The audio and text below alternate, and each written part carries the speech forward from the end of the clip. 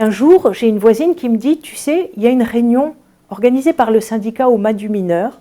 Je descends, je vais au Mas du Mineur, il y a tous ces bonhommes-là, je ne suis pas très à l'aise, je reste dans mon coin. Et puis, le délégué syndical de l'époque me dit, est-ce que vous avez des questions à poser? Alors oui, effectivement, je pose des questions. Et puis au moment où la réunion s'achève, je me rhabille, les autres aussi, tout le monde quitte le Mas du Mineur. Et le délégué syndical me dit, mais comment est-ce que vous rentrez chez vous?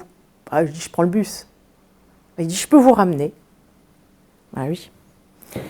Quand on est dans la voiture, il parle, il me dit, et si vous commenciez, si vous imaginiez un collectif des femmes de mineurs?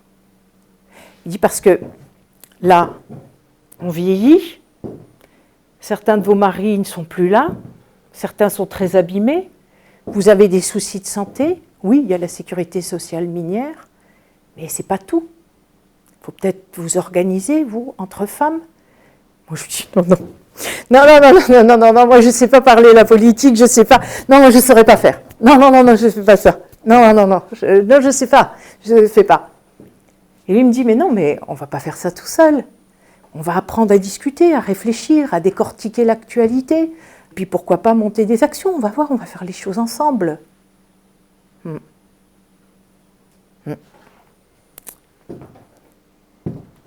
m'a déposé chez moi. Je regardais la voiture partir. J'ai foncé chez ma voisine. Et la semaine suivante, on organisait notre première réunion du collectif. C'est bon, c'est la réunion. D'accord. Alors, nous sommes bien d'accord que lutter pour une société plus juste et égalitaire en vous inspirant du communisme et du marxisme a toujours été ce qui a fondé le soubassement de votre résistance. Dénoncer les dommages humains engendrés par le capitalisme a toujours été au cœur de votre résistance, et ce, malgré les évolutions sociétales. Vous n'avez jamais renié cette lecture politique.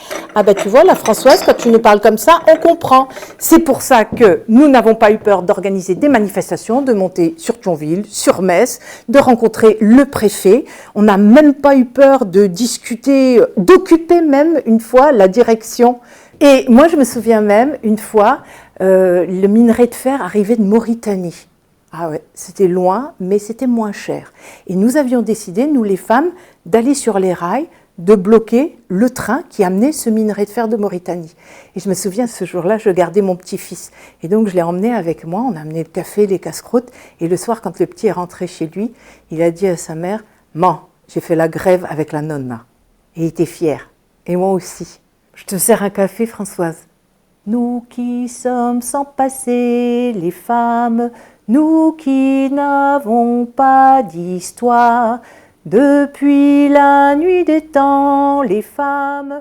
Faire autour d'un café, c'est un spectacle en hommage aux femmes de mineurs, et même aux femmes, tout simplement. Nous qui sommes sans passé, les femmes, debout, debout.